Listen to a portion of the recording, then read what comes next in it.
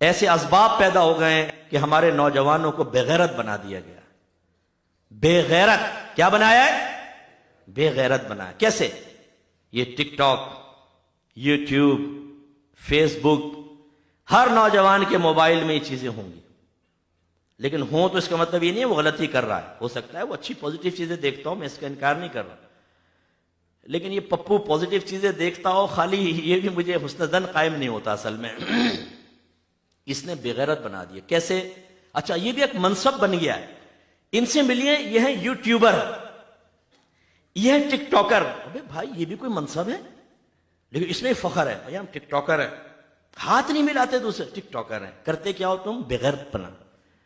لڑکیاں ٹھمکے لگائے، مائیں ٹھمکے لگا رہی ہیں. بتاؤ، بیٹیوں کے ساتھ ٹھمکے لگا رہی ہیں. باپ بیٹیوں کے ساتھ ناچ رہا ہے کہ وہ، کیونکہ ارننگ اچھی ہوتی ہے، اس میں فالوئنگ بڑھ جاتی ہے، پیسہ آتا ہے. اس کا مطلب یہ ہے، میں یہ جملے کہہ رہا ہوں، اللہ مجھے معاف فرمائے، بہت سخت جملے ہیں، کہ جو طوائفیں اپنا جسم بیچ کر پیسہ کماتی ہیں، اور جب آپ ان کو پکڑتے ہیں تو وہ کہتی ہیں کیا کریں، ہماری بھی اپنی ضرورتیں ہیں، ہمیں اور طریقے سے نہیں ملتا تو ہم پورا کر رہے ہیں.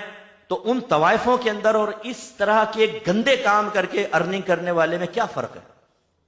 لیکن آپ اس کو کتنا برا بھلا کہتے ہیں، اور اس میں اپنی ماں کو ٹھمکے لگوا لو، بیوی کو ٹھمکے لگوا لو، بہن کو نچوا لو، اور گندی گندی حرکتیں کروا لو اور اس سے ارننگ کرو. ٹھیک ہے، کیوں؟ ہم ہیں ٹک ٹاکر، یوٹیوبر. او بھائی یوٹیوبر، تمہیں پتہ چلے گا میدان معاشر میں. آج ہمارے نوجوانوں نے 4 آستانوں کی بیعت کر لی ہے: گوگل، یوٹیوب، فیس بک، ٹک ٹاک. چاروں پیر یہ مرید ہے. روزانہ سے پیر کے آستانے پہ پہنچتے نا، ان کے وہ پہنچیں گے. بہت سے ایسے بیٹھے ہوں گے، کھانا چھوڑ دیا ہوگا شاید کسی ٹائم میں، لیکن ان 4 آستانوں پہ حاضری نہیں چھوٹے گی. ایسا ہی ہمارے رگوں کے اندر رچا بسا دیا ہے کہ ہمارے نوجوان سمجھتے ہیں کہ آج اگر گئے نہیں آستانے پہ تو کچھ خالی خالی ہے اندر. تو وہ سوتے سوتے بھی ٹیڑھی آنکھ سے ایک ٹھمکا دیکھ ہی لیتا ہے اور کلٹی ہو جاتا ہے کہ چلو یہ زیارت، یہ حاضری تو لگ جائے کم از کم. جتنی بری بات ہے کہ پیر صاحب ویٹ کر رہے ہیں اور فقیر ویسے سو جائے. اس سازش کو سمجھیے. اگر ہمارے اللہ کے خلاف بولے ہم جوش میں آتے ہیں، کوئی نبی کے خلاف بولے ہم جوش میں آ جاتے ہیں، صحابہ کو گالیاں بکے، اہل بیت اطہار کی شان میں گستاخی کرے، ہم زبان کھینچنے کے لیے تیار ہوتے ہیں. ان لوگوں نے سمجھ لیا یہ کام مت کرو، اگینسٹ نہ لاؤ. کیوں قابل نفرت بنے؟ ان کے درمیان یہ چیزیں عام کر کے ان کو بغیرت بنا دو.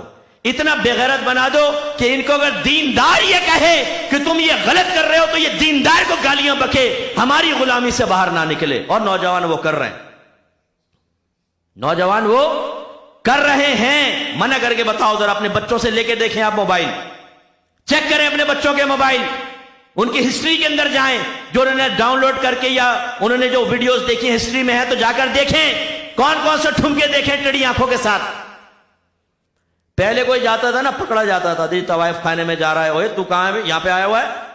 اب ماں باپ وہاں بیٹھے ہوئے، یہ بیٹھا ہے صوفے میں، جیسے تو بڑے شرعی مسائل، فقہی مسائل دیکھ رہا ہے نا.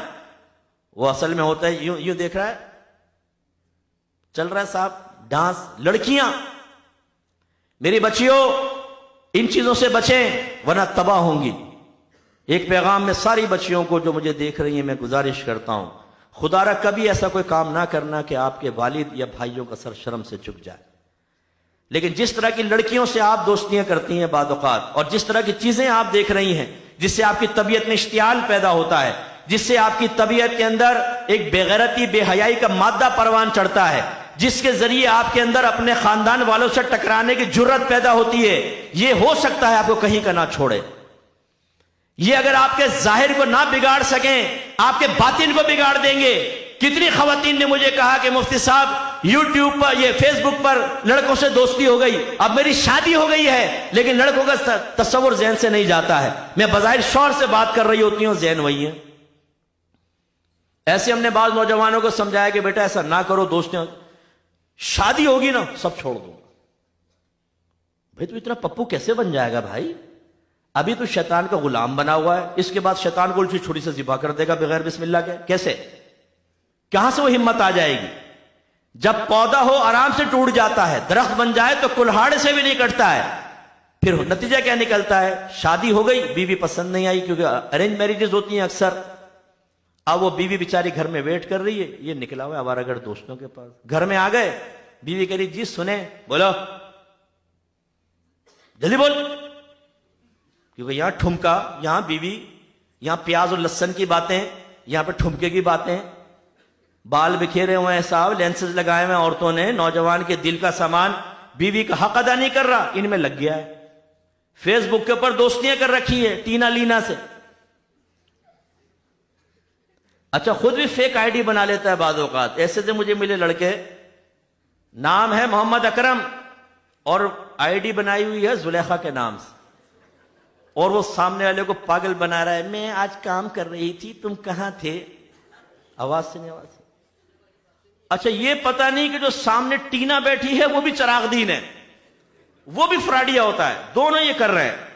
اسی طرح میرے بچوں یہ پرینک جو ہے، یہ پرینک مت دیکھا کرو، یہ بھی آج کل چل گیا ہے صاحب، کسی کی ماں بہنیں کر دو آپ، اس کی دل آزاریاں کرو، اس کو ذلیل کر دو، لڑکیوں کے ساتھ گندے چھچورے جملے اب بولو، اور اس کے بعد آخر میں تو وہ بنا رہا تھا، ہاتھ ہلا دے ذرا،